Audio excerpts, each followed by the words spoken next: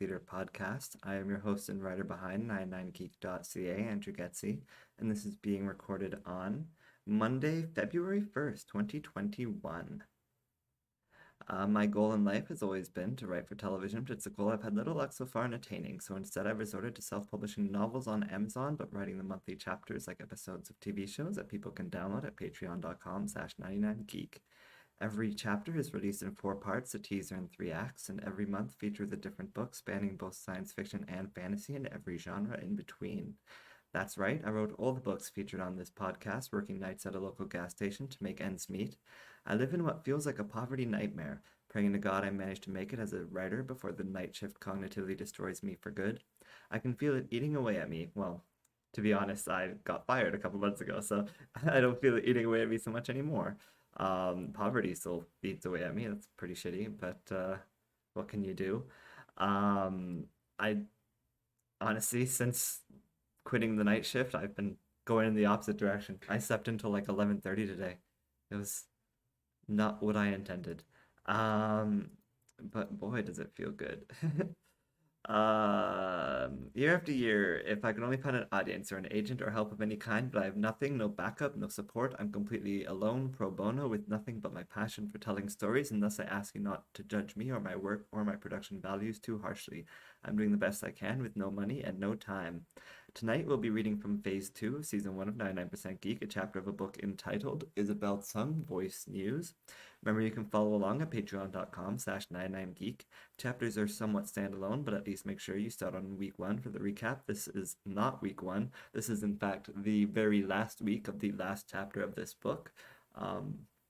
This is it, and the book will be done. It'll be finished completely. So, this is chapter or episode number 5 of Isabol Tseung Voice News, entitled A Dance with the Wind. And so we continue with week number 4. And it starts with a flashback.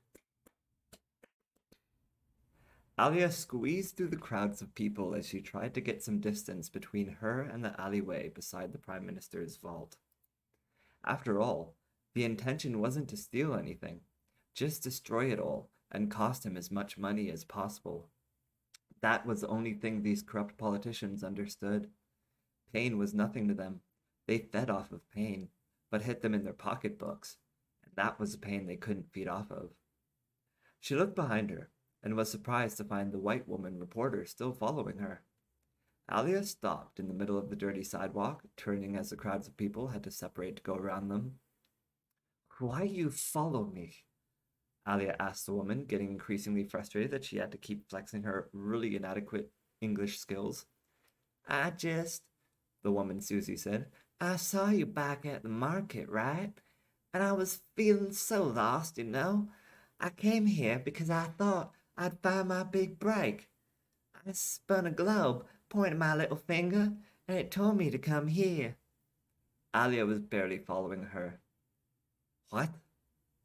"I thought there had to be a great story somewhere that would put my name on the map, but not like in North America," Susie tried to explain, slowly for her. "I thought to myself, Susie, things happen on the other continents too, but no one ever thinks to talk about that news." "So you spin that globe?" Alia repeated. She wasn't sure what a globe was. "And I ended up here," Susie told her. "And people aren't very welcoming to outsiders here. And I was starting to think I should make that the focus of my article. Not that it would be much of a surprise. Maybe when I'm done, I can do an article on if water is wet, you get me?" Alia shook her head, the crowds of people continuing to pass them by in ignorance. "Then I saw ya, hun," Susie said, still talking. "I'm the only other person besides myself I seen without a hijab." Alia's hand darted to her head in surprise, feeling her hair and shocked to find she must have lost her hijab again. Somewhere. "Alama," she cursed in surprise. It must have blown off on her way through the streets. "I'm expected to have," she told Susie in frustration. "I'm in trouble." Susie looked around, spotting the merchant cart near her. It was selling all kinds of tourist souvenirs. Not that the merchant got a lot of business those days. Susie grabbed a camo hijab from his stall and draped it around Alia's head. "See?" she said, pulling out 500 dinars and handing it to the merchant. It looks good on you. Alia pulled it off her head and looked at it. This is junk, she said. No one would wear this. Yeah? You mean it's kitschy? Well, then you'll always think of me when you put it on, hun, Susie said, waving Alia's embarrassment away. She had no idea what kitschy meant. Alia slid the Alia slid the camo hijab back on her face, wrapping it correctly around while Susie watched. What you want with... Alia pointed to herself as she spoke. Me. Susie smiled at her, and for some weird reason, Alia kind of liked her smile. It made Alia want to smile too. I just want your story, Susie told her. Just let me follow you around for a bit. I promise I won't get in your way. You may find me a little annoying at first, but I promise if we spend some time together, sugar, I know you'll fall madly in love with me. Susie reached out and adjusted Alia's hijab slightly, and Alia slapped her hand away. A loud boom erupted from behind Susie, and a small cloud of smoke began to rise from a fire about 10 blocks away. Suzanne didn't even look back at the explosion. She just stared hard into Alia's eyes and raised an eyebrow, waiting for the rebels' response. Forward scene change. The president didn't say anything. He just stared hard into her eyes and raised his eyebrow, waiting for her response. The tall, thin, gray-haired man in a tall, thin, gray suit stood in front of Alia with her hijab clutched threateningly in his grasp. The fireplace beside them cackled. Cackled or crackled? You know what? It's crackling now. The fireplace beside them crackled and popped as the flames raged. Hitani hijabi, Alia growled in warning at President Salim. Give me back my hijab. The president raised an eyebrow, his cruel intentions obvious by the look in his eyes. Jalb, mithlu akalb. Salim Talak snarled at her, trying to toss a hijab into the fire while he was talking and catch her off guard. Fetch. Her reflexes, honed over years of combat missions, were better than that. She lunged forward on her feet and swiped the hijab from the air just inches before it hit the burning logs. Her moment of relief was short-lived, however, as Salim kicked her while she was off balance and she fell shoulder first into the roaring flames.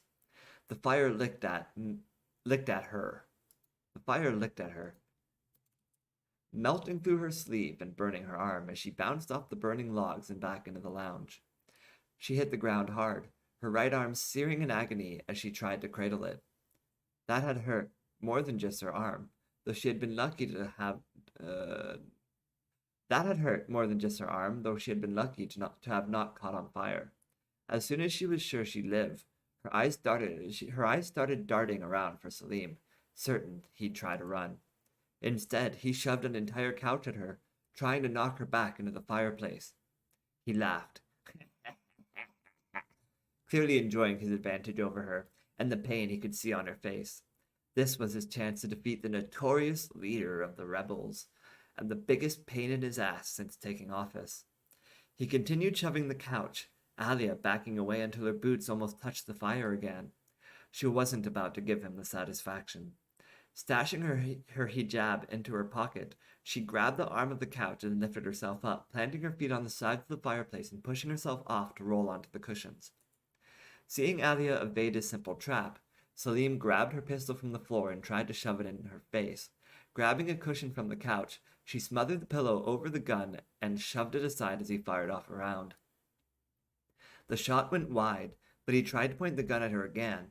Now that the couch cushion had a hole in it, she twisted the pillow until the barrel of the gun was good and tangled. She then spun the pillow like a wheel, tearing the gun from his hands. She punched him in the face as she rolled off the couch onto the floor and untangled her gun from the cushion. She couldn't even get a proper handle on her gun before it was kicked from her hands and out of the room into the hallway.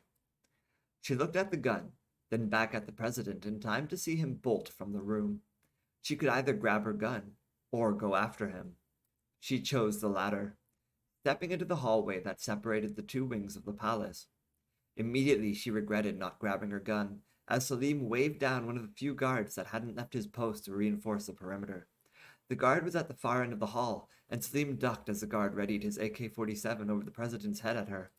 The guard was about to pull the trigger when a shot burst through the window from outside, taking the guard out where he stood. "I have eyes on Alia," came Naeem's voice through her earpiece, and Alia supposed the signal must have cut out while she was in the east wing. The president, screaming as his man fell, bolted past the guard into the rest of the palace. Through the surrounding windows of the pass, Alia could see the riders struggling to hold the palace grounds as the palace guards continued to fall back and set up choke points in increasingly ill-fated attempts to contain the chaos. "I'm going after him," Alia said into her earpiece, grabbing the dead soldier's AK from the ground with her good arm as she followed the president through the doors. He wasn't going to get away this time. Scene change. Scene change. Scene change.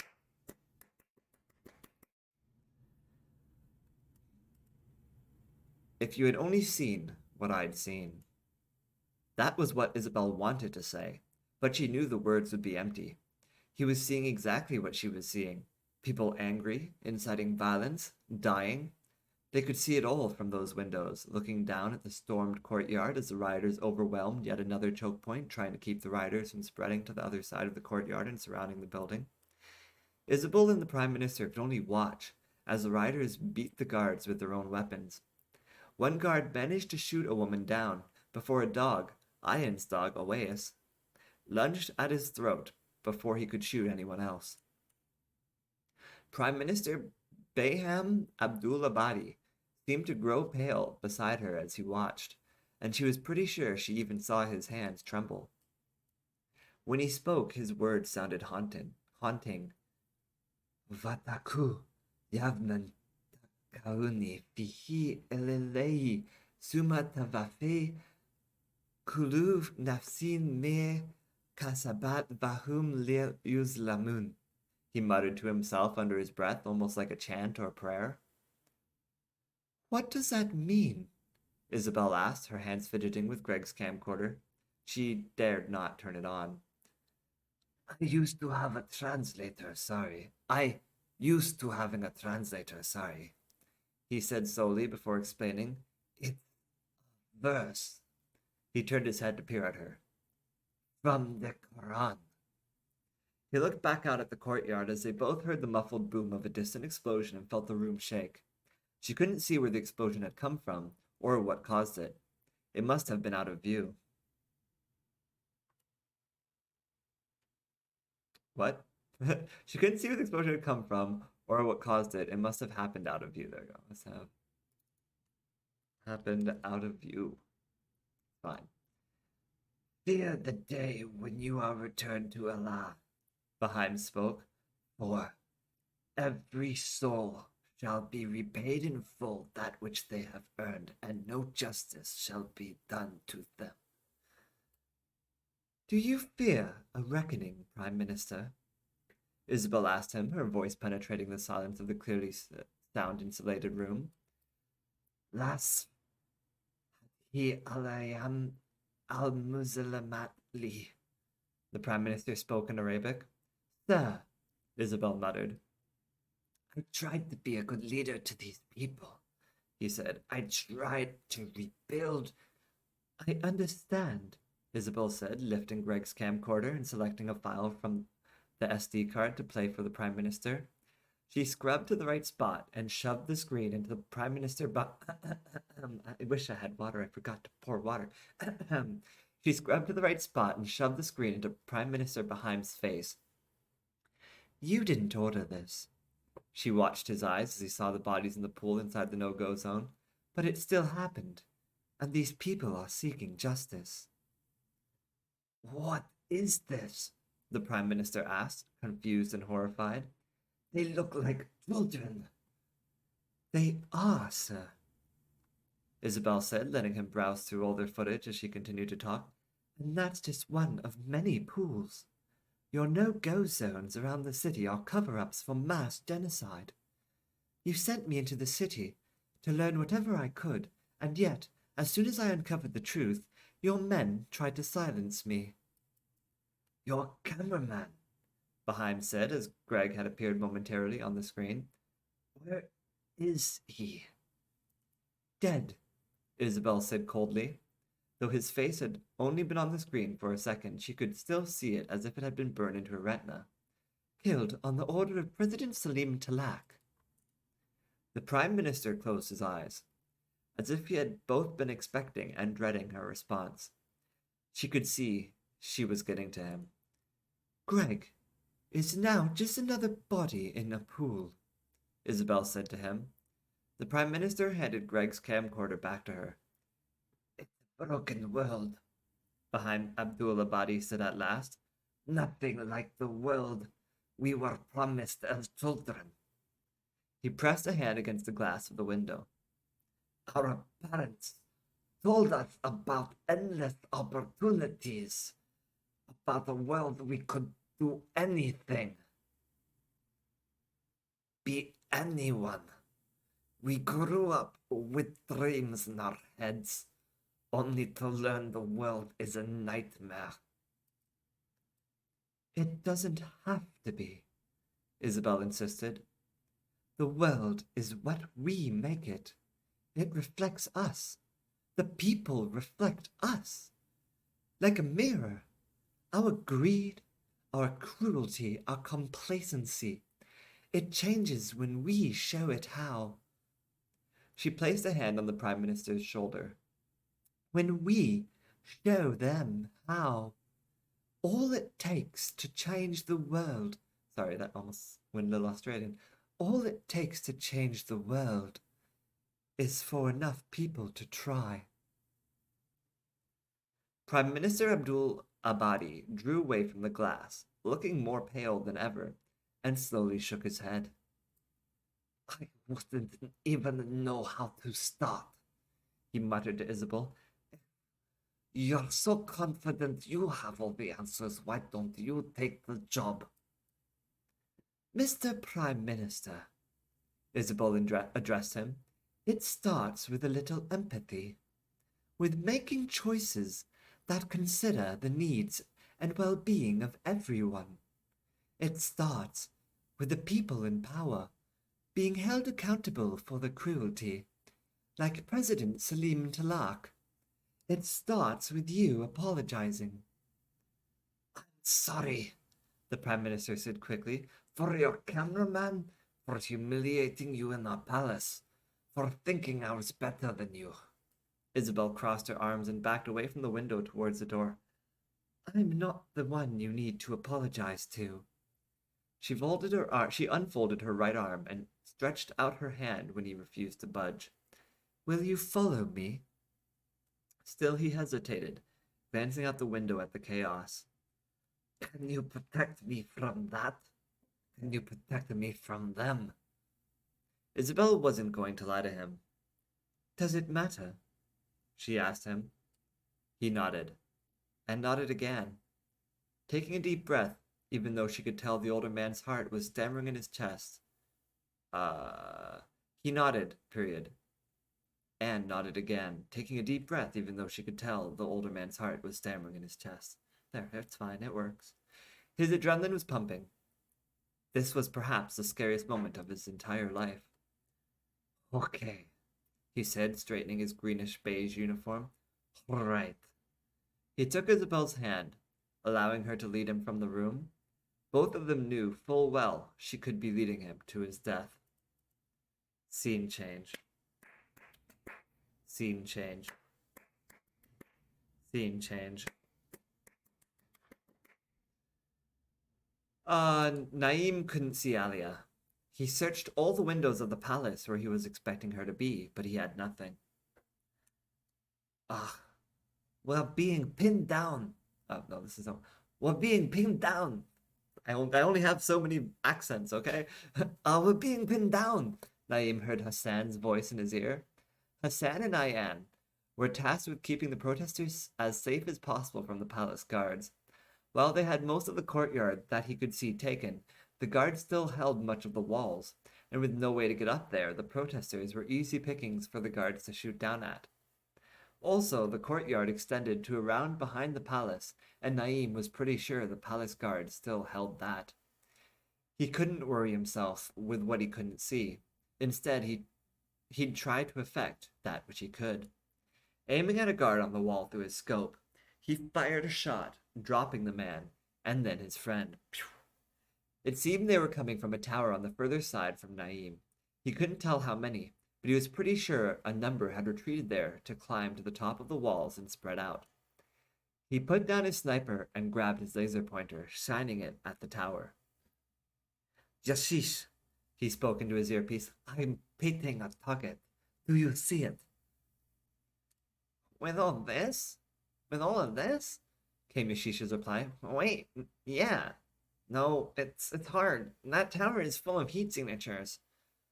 I know, Naim said into his earpiece. That's why we're going to bomb it. Yashish didn't immediately respond. Just like you did with the last tower. This one was just larger, with a staircase instead of ladders. All right, Yashish said at last. You want me to drop it from the top? Absolutely, Naim said as the upstairs tower door opened and a guard stepped cautiously out onto the wall. Naim shot the man the moment he took a breath, the man's body collapsing to tangle with the door and keep it open. Wait, he added suddenly. I have a better idea. You're gonna fly it right through the door, Naim explained. And then I'm going to shoot it.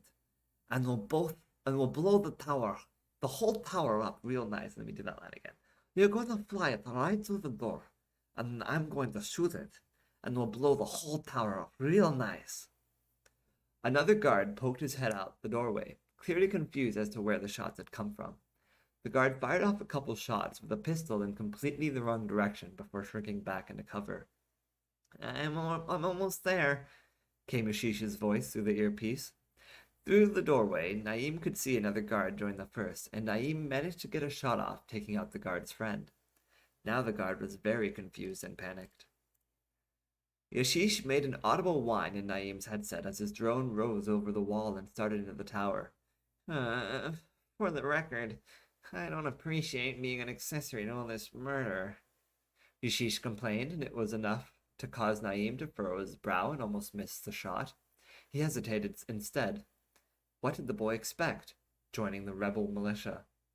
Taking a moment to recenter himself, Naim chuckled into the radio. Never change, Yashish, he said as he released his breath and fired his shot. He could see the guard just then realize what the drone was carrying as it passed him in the doorway, and Naim's shot struck the canister, tearing apart the entire tower into a mess of rubble and smoke before Naim's very eyes. Sometimes he loved being a sniper. Naim certainly had the easiest job on the squad. He also found the killing easier, less taxing on the conscience. From that distance, he didn't have to think of them as people. He'd have to suggest Yashish give it a try sometime. Scene change. Scene change. Scene change.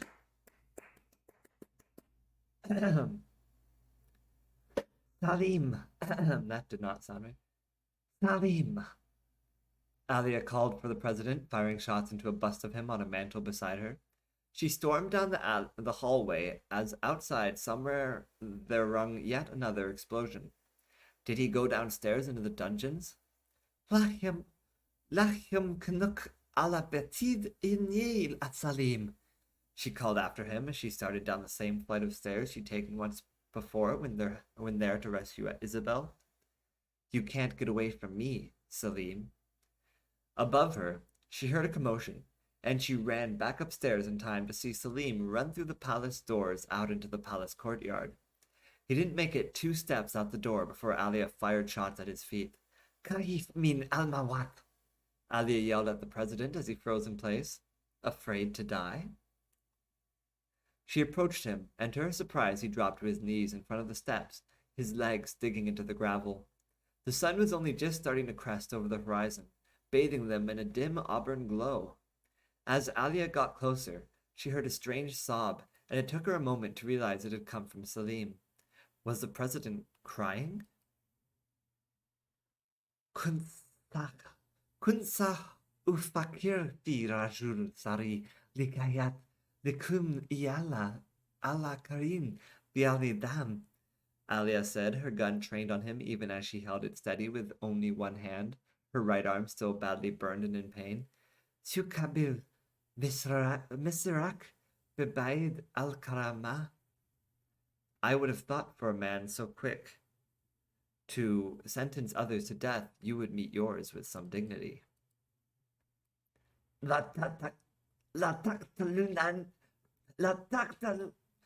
gonna get this right, don't worry. Deep breath.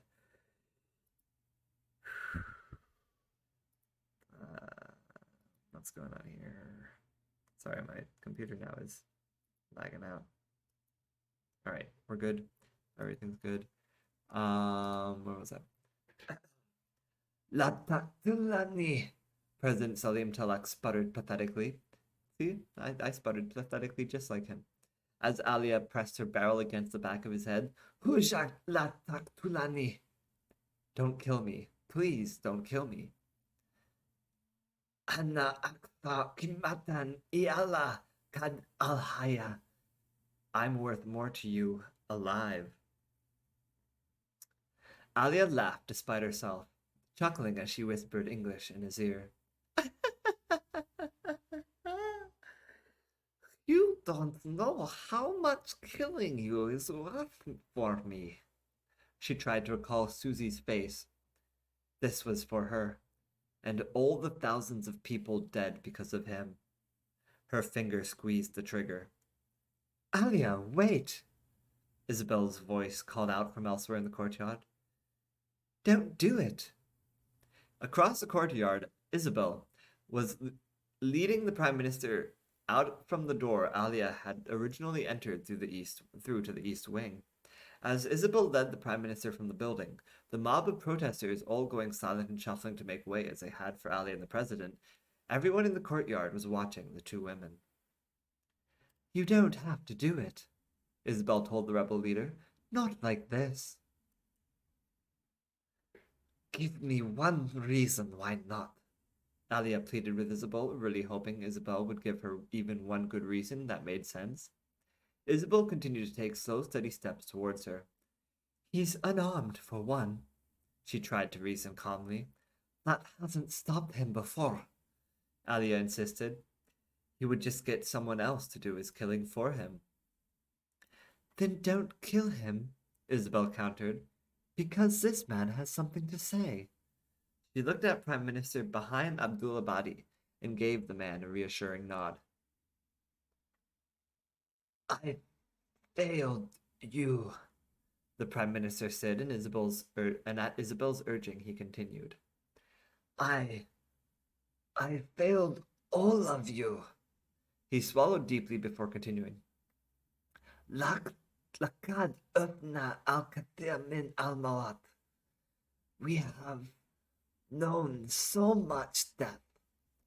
All of you have experienced so much suffering and trauma. It was wrong of me to add to that trauma. The last of the crowd separating Alia and Isabel drew apart as the Prime Minister approached her pleadingly. I promise things will be different. No longer will the government place itself above the people. We can rebuild together, sharing in our wealth and resources for all evenly, so that everyone can gain back some semblance of the life they once had. The new president can be someone the people choose, the Prime Minister said. Someone with your best interests at the front of their minds. It can even be you, Alia. If you spare Salim's life, you can help me lead our people into a brighter tomorrow. Got to spit on that, but I think it was worth it. The spit really brought out the voice, the character. Prime Minister Bahaim Abdulabadi stared down President Salim Talak with disgust as the president turned to grin at Alia. And then you'll be faced with all the hard choices I was. Salim spat at her. Let's see how long your hands stay clean. He will face judgment, Bahaim pleaded Alia, who still hadn't lowered her rifle. I promise you, he will be made to suffer. There is no suffering worse than death, Alia muttered, squeezing her trigger and emptying 6 rounds into Salim Talak's face. The bullets tore through his flesh and skull, tearing away chunks of his cheek, his eye, his nose. Blood splattered back on Alia, as well as all over the spectating crowd of people. The first few rows of protesters, including Alia's second-in-command Hassan, got facefuls of the president's brain matter and viscera. 'Tis in fact a word. Facefuls.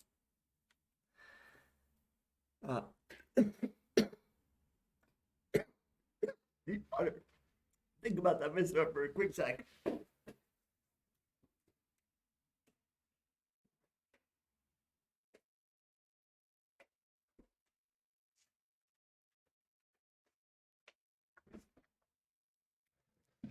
Oh, holy camole.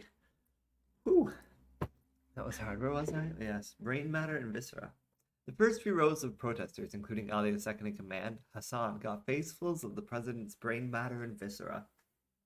It's gross.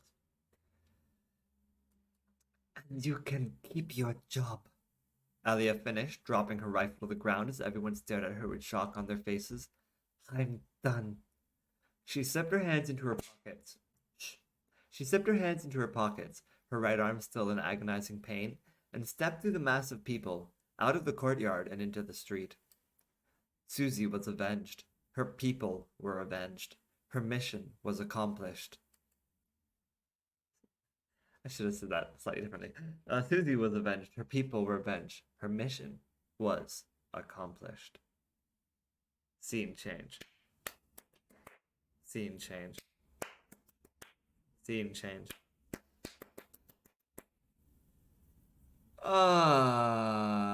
Alia left the rest of them with quite a mess to clean up, but Isabol was impressed at everyone's drive to take part. Hassan took Alia's absence as an opportunity to step forward and lead. By the time the military made it back to the palace, they didn't find rioters inciting violence, but instead civilians and government workers working together to clean up the mess that had been wrought. Omar didn't take too kindly to being placed under arrest, but luckily a lot of the men under his command weren't too happy with the repeated atrocities he had ordered them to commit. Any fears of a military coup, or any residual loyalty to Salim Talak latent in the military, seemingly faded at the sight of his mangled corpse in the courtyard. Though Alia wouldn't receive any credit or commendations for the change she'd helped inspire in her country, Prime Minister Baiham Abdulabadi made a promise to Isabol not to pursue Alia on the murder of Salim Talak. That was, as long as she never showed her face in the capital again. Isabol didn't think the Prime Minister had to worry about ever seeing Alia again. Isabol assumed the rebel leader would be long gone, which is why she was surprised to find Alia waiting for her at the airport that night, her face hidden behind her camo hijab. So, what do you intend to do with yourself? Isabol asked her, speaking before Alia could get the chance. Alia smiled with her eyes, her mouth obscured by her hijab. I will find a place in the country, and I will try to make for myself a quiet, peaceful life, she promised the reporter. You need not concern yourself with me. She lowered her hijab enough for Isabol to see her mouth. I am glad to have met you, Isabol Tseung. And I you, Isabol said back. Susie would have liked to see the reporter you have become, Alia continued. She would have been proud of you. And a little bit jealous. She would have been absolutely jealous, Isabol said with a laugh. She would have hated me. Alia laughed as well. Ha ha ha. Perhaps she should. Perhaps she would. Isabel! Came a boy's voice, and Isabel immediately knew who it was. Muhammad came running down the airport lobby at her, gliding with her legs for a tight hug. Isabel knelt down to hug him back. Hey there, she said. Are you going to be okay without me? Inna Dahib Riyat Al Balad Me Alia. The boy spoke excitedly, hugging Isabel again. Alia opened her mouth to translate his words, but before she had the chance, a Haim managed to catch up and join them. He must have been following with Muhammad until the boy ran ahead. What about you? Isabel asked him. Will you be all right? I'll continue to run the bar, he told her, but it'll be a nice place to see some peaceful times for a change. If only my father could have seen them as well. Isabel hugged him. And Muhammad, is he going to stay with you? No, Alia said, grabbing the boy and pulling him towards her. He will be coming with me. That's what he was excited to tell you. He wants to see the country for the first time, and hey, so do I. Perhaps we can look out for each other while we do it. Isabel smiled widely and gave Alia a warm, tight hug. Shh, you do that, she told Alia. She looked down at Muhammad as they separated. You protect her, okay? She likes to get herself in trouble. Muhammad nodded his understanding as Sahim translated her words. Thank you all. Thank all of you, she told them, taking a step back to give them one final wave. I promise, I'll tell your story. I'll do it justice. It wasn't long before she was on the plane. Customs let her right through, and she was barely settled in the terminal before her plane was boarding. Once she was on the flight, her boss had been kind enough to upgrade her return ticket to first class. She set up her camera to give one final recording. She waited until she was in the air. Now that I'm leaving the country, it's not the adults of Iraq that I'm worried about. They have suffered, yes. They have faced injustice after injustice, but they are wise enough, and fortitudinous. Now that I'm leaving the country, it's not the adults of Iraq that I'm worried about. They have suffered, yes. They have faced injustice after injustice, but they are wise enough, and fortitudinous enough, to know when something is wrong. They can speak up when life isn't the way it's supposed to be. But for children, she continued solemnly, for the children who never knew the normal life, like you and me, who never had the chance to go to school, who have seen their friends gunned down before them, or blown up and brutalized, who live without a home, without families, without food, the hundreds of thousands of children who know only violence and death. What of them? Who do they? How do they ever move past the circumstances of their childhood? Who will they blame? It's so easy to wait for them to grow up, the victims in a war that we took part in, to call them monsters and blow them away, like we did their fathers, when they come seeking their ideas of justice. But when will the cycle end? When will violence stop stealing away all the innocent kids from the Middle East and giving them back children of war? My name is Isabol Tseung, Voice News, and this is me signing off. Back to you in the newsroom. The end. I hope you enjoyed this book, Isabol Tseung, Voice News. I guess the first real book finished story that completed from beginning to end that we've had since A Suburban Fantasy, if you have been following along. Has somewhat of a somber final note to it. I feel like while the theme wasn't in the forefront for much of the novel, and there are parts of this final act that I feel could make some people uncomfortable. For instance, the scene where Naeem discusses is reasoning with himself about killing people and how it's okay and you know like it's not a big deal. Like I just don't have to think of them as people. And I didn't say that like that's cool, that's awesome, that's what that you know I wasn't trying to imply that that was a good thing that he thought that way. Just as with Alia, there are multiple scenes through this book where Alia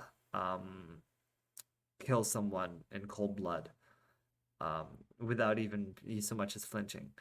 And it's not to suggest that that trait in these characters is a cool, fun trait, so much as to suggest what that final monologue was all about. That Naeem and Alia are children of war in a way that Yashish isn't, because Yashish was raised in America.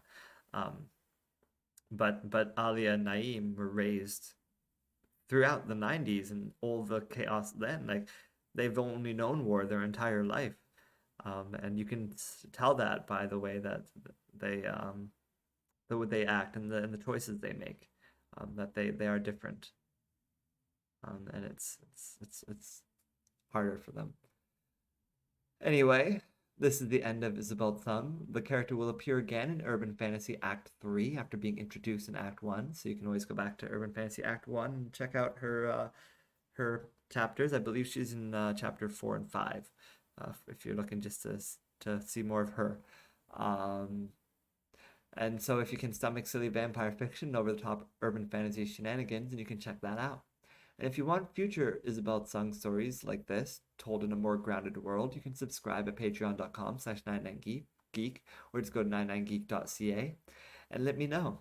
Or if you want me to tell more fantastical stories with her, like those in urban fantasy, let me know that. I can do that too. In fact, there was a chance at one point that this story could have turned a little more fantastical around chapter 4 and 5, but I decided to keep it grounded instead and focused on what mattered. Um, if you want more adventures with Ali and her team, grounded or fantastical, I have some ideas I don't actively plan to pursue, but I could be convinced. So subscribe at patreon.com/99geek and let me know. It would mean the world to me. Next month on Dakota Slade at patreon.com/99geek in February 2021. That's now, so this month. The first act of Dakota Slade draws to an end with a finale that has Dakota facing off against her ex one more time. The shooting at the secret meet went off without a hitch despite Sarah and Claire's best every effort, but now all three districts of Mississauga's police force know their enemy. It's a manhunt out on Kale and the shooter, and the cops are totally happy to take them dead instead of alive. And that's Isabel Tsung.